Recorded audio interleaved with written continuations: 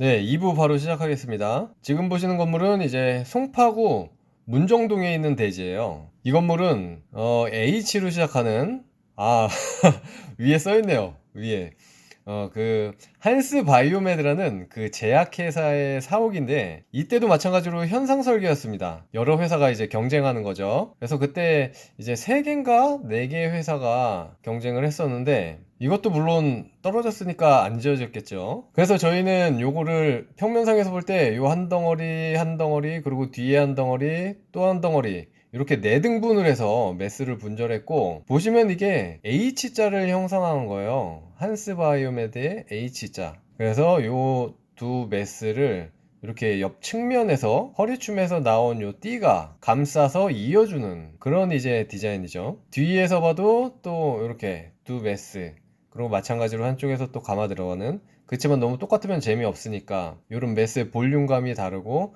또 이런 허리를 감싸 들어가는 이 띠의 높이가 다르죠. 그러면서 전체적으로 통일감은 있게끔 이렇게 계획을 했었어요. 전면에서 보면 이런 이것도 진짜 디자인 공들여가지고 컨셉도 좋고 다 괜찮았는데 떨어져가지고 너무 아쉬워요. 주출 입구 부분 이런 식으로 또 디자인했고 커튼홀에 이렇게 세로바를 또 쭉쭉 배치해서 위아래로 좀 길쭉길쭉하게 그리고 메스도 세로로 분절해서 길어 보이게 키 커 보이게 이런 식으로 디자인을 했었어요. 자, 실제로 지어진 건물은 이렇습니다. 요게 이제 1등을 한 아니죠. 그때 현상설계 1등을 한 아니고 지금 굉장히 도로가 좁아가지고 좀 뒤로 갈수록 좀 잘 보이네요. 정말 이렇게 완전 꽉 채운 사각형 메스죠. 사각형 메스 덩어리에다가 약간 이 퍼플? 보라색이나 자주색이 약간 섞인 듯한 요런 판넬로 이렇게 층층이 띠를 뒀습니다. 이게 뷰가 좀 안 나와가지고 사진을 찾아봤더니 자 요렇게 요런 식으로 했더라고요. 가운데 이렇게 커튼홀로 통창을 두고 양옆으로 띠가 이어지고 저층부엔 띠가 다 돌아가는 식으로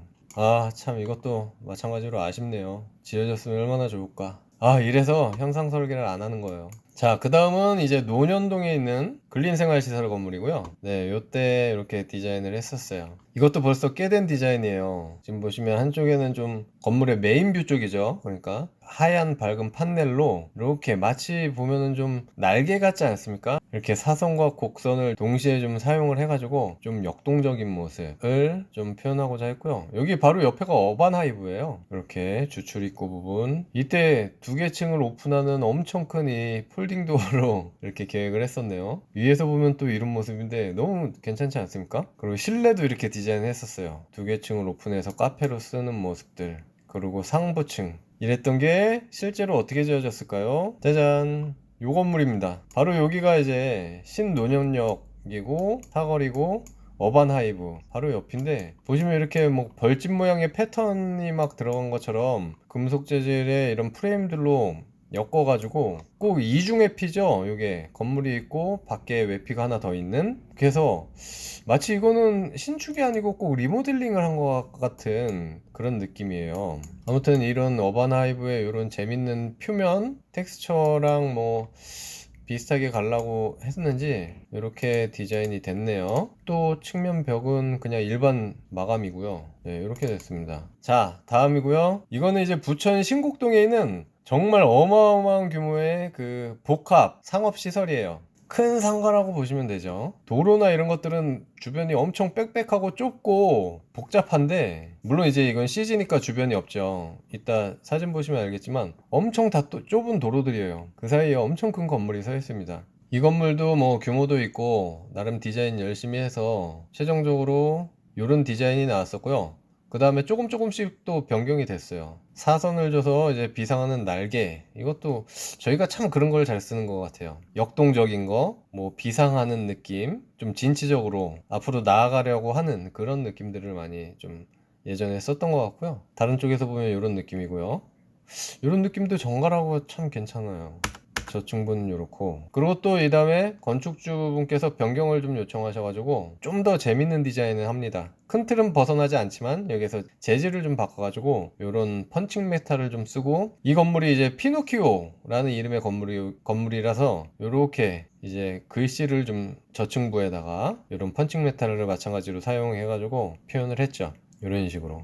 참 괜찮았는데. 그러면 요게 어떻게 되는지 보겠습니다. 짠! 보시면 이제 옆에 공원이 조그맣게 광장이라 그래야 될까요? 하나 있고, 이런 도로나 이런 데는 엄청 빽빽해요. 좁고. 거기에 이런 엄청난 건물이 들어섰네요. 이것도 참 오래전이라 그 사이에 이렇게 들어섰고, 그냥 저층부는 좀 어두운 컬러로 되어 있고, 상층부는 우리 주변에 흔하게 볼 수 있는 그냥 상가죠. 상가 형태로 이렇게 지어졌어요. 그래서 참 아쉽습니다.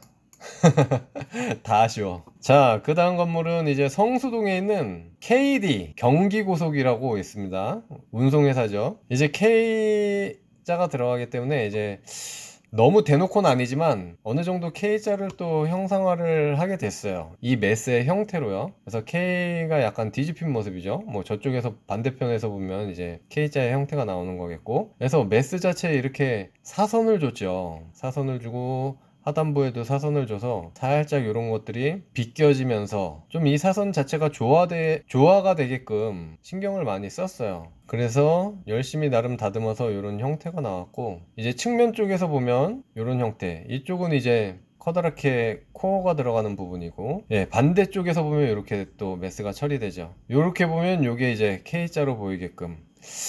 이것도 신경 많이 썼는데, 위에서 보면 이런 식으로 굉장히 역동적이죠. 여기는 이제 기둥 처리도 사선으로 다 들어가는 거예요. 굉장히 아쉽습니다. 이것도 이런 커튼홀 창의 패턴이나 이런 솔리드 면의 창 패턴들, 이런 것도 굉장히 신경 많이 썼거든요. 그리고 건물 하부로 들어가는 주출입구 부분, 차량 출입구죠. 이 건물은 마찬가지로 현상 설계였고 떨어졌죠. 얘도 또 2등이라고. 다 2등입니다. 다 2등 떨어지면. 자, 이제 실제로 이렇게 1등한 설계안이 요건 거죠. 그러니까. 네, 이 회사는 이제 K자를 이렇게 형상화한 것 같으네요. 보니까. 그래서 뒤쪽에 좀 솔리드 면이 있고, 이렇게 전면과 저쪽 측면으로 커튼홀이 돌아가는 형태인 것 같아요. 저층부도 또 따로 있고, 그래서 한쪽 면은 또 이렇게 보이네요. 이 건물도 참 공 많이 들였었는데 아쉽고요. 자, 요거는 이제 좀 작은 아담한 건물이에요. 대치동에 있는 근린생활시설이었는데요. 노출 콘크리트 면들을 이렇게 송판과 요 콘 모양을 조합해 가지고 이렇게 면 처리를 좀 했죠. 그리고 이런 박스 튀어나가는 형태들, 그리고 위쪽에 사선으로 떨어지는 메스. 그리고 저는 이런 부분이 개인적으로 좀 마음에 들었어요. 이런 면들 사이에 유리가 배치되는. 이게 또 45도로 또 모이잖아요. 그래서 좀 느낌이 있을 것 같았는데, 요 건물을 이제 뒤편에서 보면 이런 형태고요. 이쪽에 1조 사선을 받아서 쭉 올라가는 형태고, 요 면에서 봐도 굉장히 좀 뭔가 느낌 있지 않습니까? 그리고 이게 사선이 너무 과한 감이 있어서 직선으로도 이렇게 풀었어요. 그래서 이 수직으로 그냥 쭉쭉 떨어지게 벽들이 사선으로 되어 있던 것만 좀 위아래로 수직으로 핀 거죠. 또 뒤쪽도 마찬가지로. 그래서 요 건물 또 실제로 저희가 설계하진 못했는데 어떻게 지어졌나 보면은 네, 이렇게 되어 있습니다. 지금 요 모퉁이고 여기가 학교예요. 그래서 지금 뭐 간판이랑 학원이다 보니까 대치동이니까 학원들이 많이 들어오잖아요. 가지고 막 다닥다닥 유리에도 이렇게 광고물 붙어 있고 해서 뭐 정확하게 분간은 안 가는데 일단은 뭐 일반적인 전형적인 이제 상가의 모습이 아닌가 해요. 그냥 꽉 채워서 잘 지었다 이렇게 얘기할 수 있겠죠. 자, 그 다음입니다. 이거는 둔촌동에 있는 근린생활시설이고 대지가 이렇게 삼각형으로 뾰족하게 생긴 땅이에요. 거기에다 이제 계획을 한 거고, 이 건물도 이제 굉장히 좀 역동성에 중점을 뒀죠. 이런 강렬한 사선들, 그리고 쭉쭉 뻗어나가는 방향성을 가진 이 박스라 그래야 되겠죠. 이 메스 덩어리, 그리고 또 하단부를 받쳐주는 이런 띠 디자인. 이것도 오래된 계획안인데 이때 또 이제 콘크리트 한창 많이 쓸 때예요. 이 콘무늬랑 요런 송판무늬 많이 쓸 때여서 그때도 이런 디자인을 했었고, 또 저쪽에서 보는 모습은 확 달라져요. 자, 이렇게 되죠. 삼각형 모양이라 이쪽에는 이렇게 또 한 덩어리를 뒀어요. 그리고 그거 이 두 메스 덩어리를 이렇게 이어주는 거거든요. 이렇게 삼각형 대지고 모서리 쪽에서 보면 이제 이렇게 되는 거죠. 요거 한 덩어리 길게, 그리고 요거 짧게 한 덩어리, 그리고 아예 배면 쪽에서 보면 엄청나죠, 이 날개벽 자체가. 그리고 그걸 이어주는 브릿지, 이렇게 유리로 처리를 했었고요. 그 가운데 중정에서 위를 쳐다보면 이제 이런 느낌이죠. 요게 이제 브릿지 부분이고 요 두 메스를 잇는 부분이에요. 야경 밤에 보면 이렇게 된다. 너무 과해요, 과해. 조명이. 네, 이게 실제로 어떻게 지어졌는지 볼게요. 짜잔. 네, 이렇게 지어졌습니다. 그냥 사각형 박스로 해가지고 넓다란 창 쭉쭉 찢어놨고, 노출 콘크리트면은 같이 썼네요. 모서리 쪽에서 보면 이렇게 되고, 뒷면, 저희는 뒷면 쪽에도 굉장히 좀 디자인을 많이 했었는데, 뒷면은 이런 식으로 그냥 메스 덩어리 느낌으로 그냥 깔끔하게 디자인을 했습니다. 요거는 좀 뭐지? 생뚱맞네.